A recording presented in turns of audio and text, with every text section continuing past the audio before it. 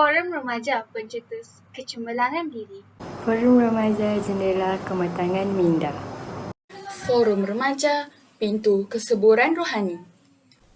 Forum Remaja membentuk insan insani. Bismillahirrahmanirrahim. Alhamdulillahirrabbilalamin. Wassalatu wassalamu ala asyrafil anbiya'i wal mursalin wa ala alihi wa sahbihi ajma'in. Assalamualaikum warahmatullahi wabarakatuh. Salam ukhuwah, salam kasih sayang dan salam kita jaga kita. Ahli panel dan sidang hadirin yang dirahmati Allah, segala puji-pujian kehadirat ilahi kerana dengan limpah kurnia dan izinnya, kita dapat bersama-sama bersua dalam perbincangan forum pada pagi nirmala yang pening lagi ceria ini. Hadirin yang dihormati, sebelum saya memperkenalkan ahli-ahli panel kita pada hari ini, izinkan saya untuk mengupas terlebih dahulu mauduk forum kita pada hari ini. Mauduk forum kita ialah isu semasa akhlak Islam. Sebagai permulaan, kita akan membincang terlebih dahulu mengenai isu akhlak semasa yang pertama, iaitu pergaulan bebas ataupun zina. Menurut Kamus Dewan Bahasa dan Pustaka, akhlak bermaksud budi pekerti, kelakuan dan tabiat. Manakala Islam adalah agama yang disampaikan oleh Nabi Muhammad SAW. Zina pula bermaksud persetubuhan yang tidak sah atau haram, iaitu bukan antara suami isteri. Baiklah sidang hadirin, sebelum kita menelusuri lebih mendalam mauduk perbincangan, molek kiranya kita berkenalan dengan ketiga-tiga ahli panel kita pada hari ini. Ahli panel pertama nampak tenang orangnya tapi bijak berkata-kata, iaitu saudari Nur Siti Zulaikha binti Remi. Selamat datang dan apa kabar saudari? Terima kasih saudari Bu Mercy. Alhamdulillah, saya baik-baik sahaja. Seterusnya, saya perkenalkan ahli panel kedua, nampak pemalu tapi peta bicaranya, iaitu saudari Nur Hazika Edina binti Muhammad Raksi. Selamat datang saudari dan apa kabar? Alhamdulillah, kabar baik saudari pengerusi. Bagaimana pula dengan saudari? Alhamdulillah, saya sihat walafiat. Seterusnya, ahli panel kita yang terakhir, iaitu saudari Nur Sabrina Wong Fang Liang. Walaupun nampak serius, tapi baik hati budinya. Apa kabar saudari? Alhamdulillah, saya berada dalam keadaan yang sihat. Salam forum buat semua. Usai salam perkenalan daripada semua ahli panel, kembali kita kepada mauduk forum kita pada hari ini, iaitu isu semasa akhlak Islam. Sidang hadirin yang dihormati, saya ingin bertanya kepada panel pertama, apakah punca pergaulan bebas ataupun zina boleh berlaku? Silakan saudari. Terima kasih atas soalan yang diberikan. Bismillahirrahmanirrahim. Assalamualaikum dan selamat sejahtera saya ucapkan kepada sidang hadirin yang dihormati. Seperti yang kita perhatikan di sekeliling kita, perbuatan zina di kalangan masyarakat semakin berleluasa, di mana ianya berlaku secara terang-terangan. Kita juga dapat perhatikan masyarakat yang melakukan perkara ini seakan tidak mempunyai malu kerana tanpa segan silu melakukan hal sebegini. Perkara ini amatlah perlu dielakkan kerana menurut hadis dan riwayat, firman Allah Subhanahu Wa Taala yang bermaksud sesungguhnya orang yang berjaya imannya ialah orang yang khusyuk dalam solatnya dan mereka yang menjauhkan diri dari perbuatan yang sia-sia dan mereka yang membersihkan hartanya dan mereka yang menjaga kehormatan. Dan kemudian kepada yang mereka menginginkan lebih selain daripada yang demikian, maka mereka adalah orang yang melampaui batas. Menurut Ibn Qayyim, ayat di atas menjelaskan bahawa sesiapa yang menjaga alat kelaminnya, maka termasuklah mereka dalam orang-orang yang beruntung. Dan sesiapa yang tidak mampu menjaganya, maka ia tergolong dalam golongan orang-orang yang celaka. Di sini saya akan mengupaskan tentang beberapa punca yang berlaku perbuatan zina, iaitu kurang didikan ibu bapa. Rasulullah SAW pernah bersabda, anak-anak bagaikan kain putih dan ibu bapa yang akan mewarnakannya. Kita dapat tafsirkan, ibu bapa perlu memberi didikan awal kepada anak-anak agar mereka tidak mudah terpengaruh. Selain itu, ibu bapa juga perlu memberi didikan awal agar mereka dapat tahu mana yang baik dan mana yang buruk. Sebagai contoh, ajarlah mereka solat seawal umur 4 tahun. Selain itu juga, ibu bapa boleh memberi pendedahan yang besar kepada bacaan Al-Quran dan Mukadab agar menjadi pendamping diri kepada anak pada masa hadapan. Akhir sekali, ibu bapa perlulah kenal rakan gaul anak agar kita dapat tahu orang yang di sekeliling mereka dapat memberi faedah ataupun padah kepada diri mereka. Perkara ini perlu dipertekankan agar dapat mengelakkan pergaulan bebas yang berlaku di kalangan remaja yang dapat menjerumus kepada perbuatan zina. Sekian itu sahaja daripada saya. Kembali kepada saudari pengurusi. Terima kasih saudari Zulaika. Benar kata saudari tadi. Setiap ibu bapa digalakkan membentuk anak-anak mereka ketika kecil, kerana di waktu tersebut minda kanak-kanak mudah untuk menerima akan teguran serta pembelajaran baru. Umpama pepatah, melentur bulu biarlah dari rebungnya. Seterusnya, saya ingin mengaju soalan kepada panitia yang kedua, iaitu saudari Irdina, dan soalannya ialah, apakah akibat berlakunya pergaulan bebas ataupun zina? Silakan saudari. Terima kasih saudari pengerusi. Assalamualaikum dan salam sejahtera. Sidang hadirin yang dihormati. Seperti yang kita sedia maklum, pergaulan bebas dalam kalangan masyarakat, terutama remaja pada hari ini, semakin berleluasa. Hal ini boleh memberikan kesan buruk yang merosakkan akhlak dan jati diri para remaja, sehingga hilangnya sifat malu dalam diri untuk membuat maksiat. Zina boleh menyebabkan runtuhnya rumah tangga sesebuah keluarga, mencemarkan maruah keluarga dan merosakkan hubungan persaudaraan. Bukan itu sahaja, zina juga boleh mengakibatkan tersebarnya penyakit kelamin iaitu AIDS dan HIV. Budaya free sex tidak jauh berbeza dengan budaya bercinta antara dua orang yang tidak mempunyai ikatan yang halal. Apa yang lebih menyedihkan lagi apabila ramai di antara para pemuda dan pemudi yang mengaku dirinya Muslim tetapi dengan selamba mereka melakukan perbuatan zina. Apabila perbuatan zina sudah menjadi budaya, maka keturunan manusia tidak dapat lagi melahirkan zuriat yang dapat mewarisi dari keturunan yang soleh dan soleha. Oleh itu, sudah tentu anak yang dilahirkan oleh seorang perempuan yang berzina tidak diketahui asal-usul keturunannya. Bahkan, lelaki yang tidak bertanggungjawab sudah tentu tidak bersedia untuk menerima bayi yang bukan dari keturunannya, apatah lagi mahu bertanggungjawab memelihara atau mendidiknya. Perkara ini akan menjadi semakin rumit apabila anak tersebut perlu dinasabkan. Malah menjadi semakin keliru apabila anak yang lahir daripada zina itu meningkat dewasa dan ingin mendirikan rumah tangga. Menurut hadis riwayat Ahmad yang bermaksud, Rasulullah SAW pernah ditanya tentang anak hasil zina. Maka beliau menjawab, tidak ada kebaikan padanya, 2 selipar yang aku pergunakan berjihad di jalan Allah lebih aku sukai daripada aku memerdekakan anak hasil zina. Oleh itu, jelaslah di sini bahawa zina membawa kesan yang buruk kepada masyarakat daripada penzina tersebut mahupun anak yang lahir hasil daripada zina. Syekh Dr. Yusuf Al-Qadrawi berkata, jika dilihat dari semua agama samawi, semuanya bersepakat tentang pengharaman zina dan menentangnya dengan keras. Islam melarang keras penzinaan kerana perbuatan itu akan merosakkan nama baik kaum kerabat, memecah belahkan hubungan silaturahim, tersebarnya penyakit yang kronik, nafsu bermaharajalela dan merendahkan moral seseorang insan. Sekian, terima kasih. Saya kembalikan kepada saudari pengerusi. Terima kasih atas penjelasan daripada saudari Irdina mengenai akibat daripada pergaulan bebas ataupun zina.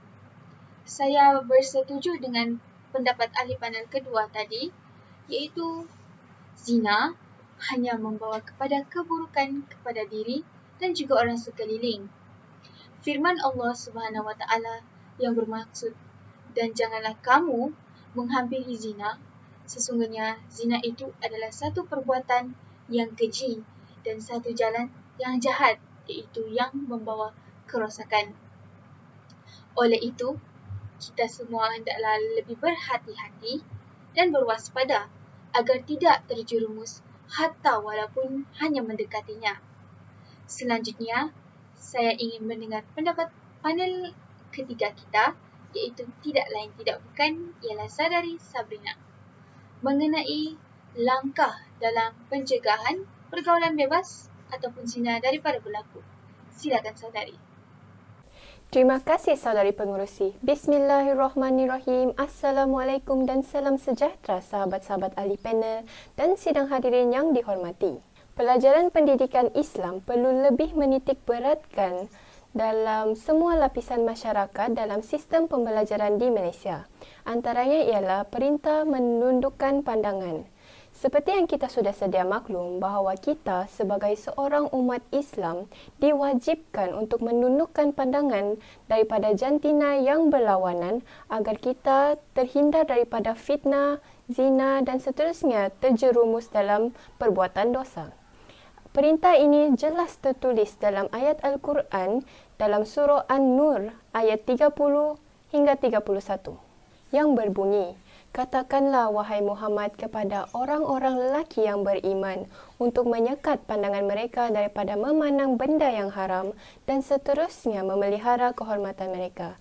Yang demikian itu lebih suci bagi mereka, sesungguhnya Allah Subhanahu wa Ta'ala amat mendalam pengetahuannya tentang apa yang mereka kerjakan.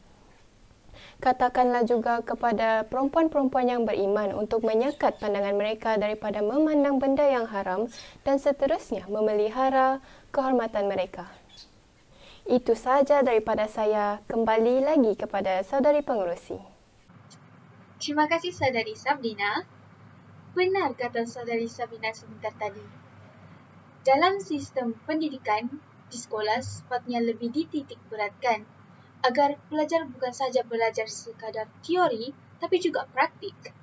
Kita dapat lihat sistem pendidikan sekarang ini yang seolah-olah menggalakkan zina kerana menggunakan pendidikan seks dari barat yang hanya mengajarkan cara mengelakkan diri daripada mengandung. Ini adalah salah kerana kita sepatutnya menjauhi zina kerana takut pada Allah dan balasan akhirat. Oleh itu, para pelajar haruslah diajarkan tentang pemikiran yang menjadi landasan berfikir iaitu halal haram agar terbinanya kepribadian Islam dalam diri. Ya, sidang hadirin yang dihormati dan dirahmati Allah, kita masih lagi berada dalam majlis forum. Pada ketika dan saat ini, kita masih lagi mengupas mauduk forum kita, iaitu isu semasa akhlak Islam. Bercakap tentang zina, sumbang mahram juga merupakan salah satu perbuatan zina. Menurut Kamus Dewan Bahasa dan Pustaka, sumbang mahram ialah perlakuan zina yang berlaku antara dua orang anggota terdekat dalam sesebuah keluarga. Contohnya antara abang dengan adik perempuan atau ayah dengan anak perempuannya. Oleh itu, kita teruskan buat bicara kita pada hari yang berbahagia ini. Saya tertarik untuk mendengar pendapat ahli-ahli panel kita yang membayangkan ahli-ahli panel kita terdiri daripada para remaja yang berinformasi mengenai mauduk kita hari ini. Maka, saya ingin bertanya kepada saudari Irdina, apakah punca sumbang mahram boleh berlaku? Silakan saudari. Terima kasih saudari pengerusi, sidang hadirin yang dikasihi sekalian. Secara umumnya, sumbang mahram berpunca daripada kelemahan iman, ketandusan ilmu dan kurangnya penghayatan agama dalam mendorong seseorang itu dikuasai oleh nafsu daripada menggunakan akal fikiran yang waras. Maka, kejadian sumbang mahram boleh berlaku di mana-mana sahaja. Disebabkan kelemahan pegangan agama ini juga, seorang ayah tergamak mencabul anak kandungnya yang sepatutnya dibelanya. Oleh kerana itu juga, seorang abang sanggup merosakkan adik perempuannya. Keadaan iman yang lemah ini akan merosakkan akal fikiran mereka jika mereka sering menonton filem-filem pornografi yang disulami dengan video klip yang mudah dimuat turun melalui telefon bimbit. Kejadian-kejadian seumpama ini akan merangsang individu terbabit dan sebagai jalan mudah, mereka akan memaksa mangsa yang terdekat untuk memuaskan nafsu yang sedang bergelora. Dewasa ini, bahan lucah amat mudah diperoleh di mana-mana sahaja dan mereka yang lemah iman ini apabila sering menonton bahan-bahan porno ini akan mendorong untuk melakukan sumbang mahram. Bukan itu sahaja, punca perlakuan terketuk ini juga ialah pelaku di bawah pengaruh dadah, menjadi hamba nafsu, hilang pegangan hidup, mengabaikan undang-undang, kebanjiran sumber pornografi dan tata hubungan yang melampaui kewajaran. Bahan lucah dan gagal menjaga aurat serta kesempatan yang terbuka mempunyai hubungan langsung dengan maksiat ini. Akhirnya, berlaku zina secara rela atau paksa sesama mahram sendiri. Di dalam Al-Quran ada menyatakan tentang larangan manusia agar tidak sekali-kali mendekatinya. Di dalam Al-Quran ada menyatakan tentang larangan manusia agar tidak sekali-kali mendekati zina. Tafsiran larangan mendekati itu menjadi lebih jelas apabila diteliti menelusuri sebuah hadis. Rasulullah SAW menyebutkan peringkat zina ialah zina ain, iaitu zina mata, melihat bahan pornografi atau aurat terlarang dengan bernafsu, zina lisan, lidah, suara mendesah dan gairah, zina yadin, tangan, menyentuh dan merangsang, zina qalbu, hati, membayangkan dan menginginkan kenikmatan seks, seterusnya berlakulah zina. Menurut Ibnu Hajar Al-Haytami mengatakan bahawa zina yang paling keji adalah berzina dengan mahram sendiri. Penzina atau pelaku sumbang mahram tidak layak untuk tinggal di muka bumi Allah sebagaimana pencerahan seorang ahli sufi Ibrahim bin Adham apabila ditanya tentang maksiat. Beliau memberikan beberapa syarat jika ingin terus melakukan maksiat, iaitu kalau kau mampu melaksanakan 5 syarat ini, kau boleh melakukan dosa, iaitu yang pertama, jangan makan rezeki Allah, kedua, jangan tinggal di buminya, ketiga, carilah tempat yang tersembunyi daripadanya, yang keempat, sempatkan diri bertaubat saat malaikat maut mencabut nyawa, dan akhir sekali, sedia mampu lari jika diseret ke neraka oleh malaikat sabannya.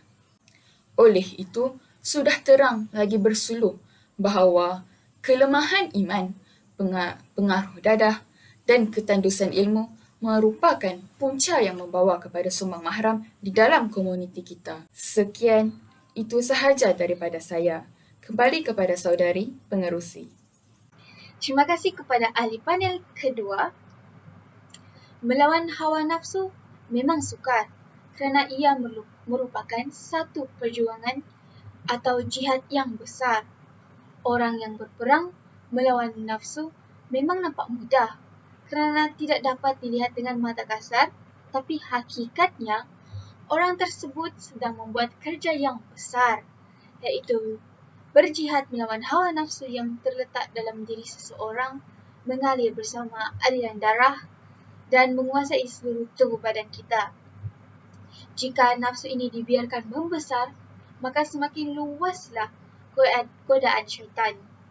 Oleh itu, umat Islam hendaklah memperbanyakkan amalan agar tidak terbuai dengan nafsu.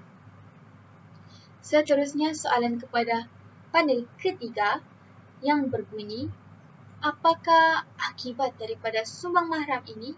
Silakan saudari. Terima kasih saudari pengurusi, sahabat-sahabat ahli panel dan sidang hadirin yang dirahmati oleh Allah. Akibat daripada sumbang mahram adalah perpecahan dalam keluarga. Ini kerana kita tahu bahawa bapa merupakan seorang ahli keluarga yang mempunyai peranan yang amat tinggi dalam menyiara keluarga dan pemimpin dalam sebuah keluarga agar keamanan, ketenteraman dan keselesaan keluarga terjamin dan berada mengikut ajaran Islam yang betul. Perkara sebegini merupakan impian setiap individu di muka bumi ini agar keluarga mereka dirahmati dan dicucuri rahmat oleh Allah Subhanahu Wa Taala dan kasih sayang antara ahli keluarga kekal hingga ke akhirnya. Namun, abad demi abad telah berlalu. Impian yang diimpikan hanya kekal menjadi impian dan bukannya menjadi kenyataan lagi. Kesemua pelindung anak-anak perempuan iaitu bapa atau saudara mara lelaki yang merupakan mahram terdekat telah mengambil kesempatan ke atas mereka yang sudah tentu mempunyai sifat yang amat lemah lembut dan tidak mempunyai daya kekuatan yang cukup untuk melawan. Secara tidak langsung, hubungan kekeluargaan akan mula runtuh dan menjadi asbab kemusnahan rumah tangga. Sekiranya perkara sedemikian berlaku dalam sebuah rumah tangga, agak sukar untuk memulihkan hubungan kekeluargaan itu. Hal ini kerana hilangnya kepercayaan dan keakraban yang sudah sedia wujud dalam keluarga antara ahli keluarga. Dengan ini, kadar penceraian juga akan turut meningkat akibat sumbang mahram.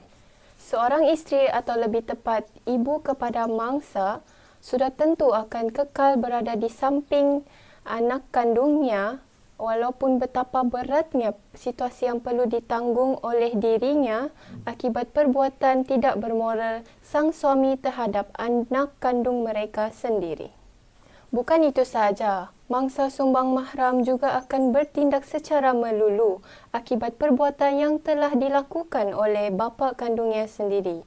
Contohnya, melarikan diri dari rumah tanpa pengetahuan ahli keluarga.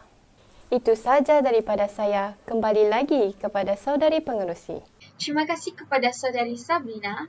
Saya bersetuju dengan saudari kerana anak-anak sepatutnya mendapat pembelaan yang sewajarnya dari ahli keluarga terdekat seperti ayah kandung, ayah tiri, bapa saudara, emak maupun emak saudara.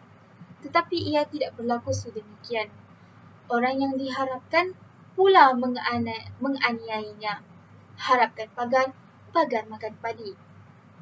Baiklah, saya ingin bertanya pula dengan panel pertama, iaitu apakah langkah untuk mencegah sumbang mahram ini daripada berlaku?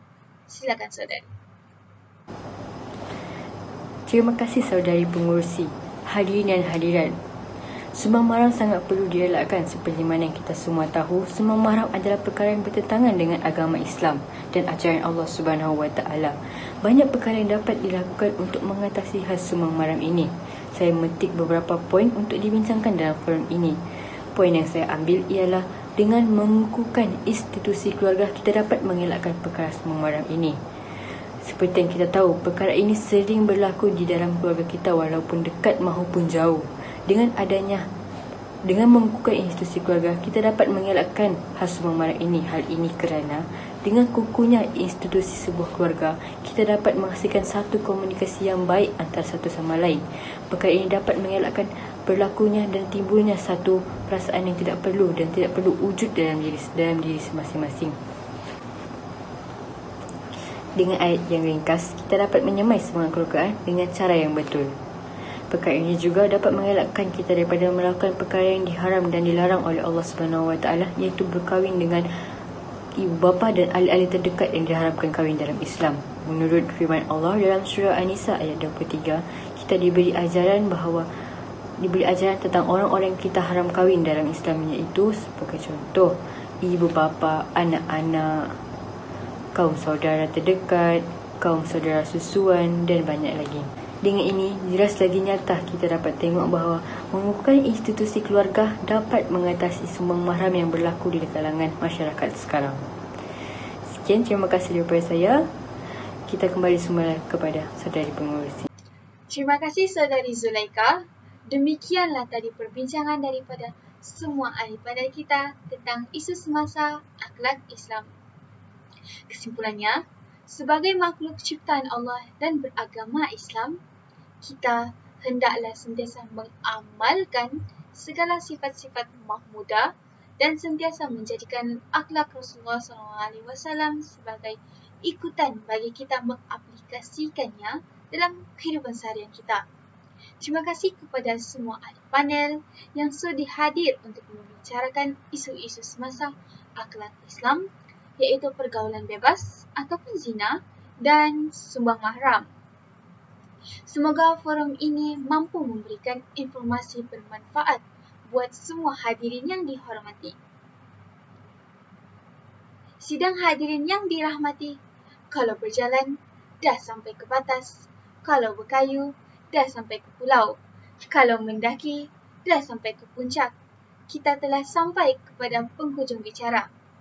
Entah sirih, salah sarung, entah kata, salah tutur, entah maksud salah sampai.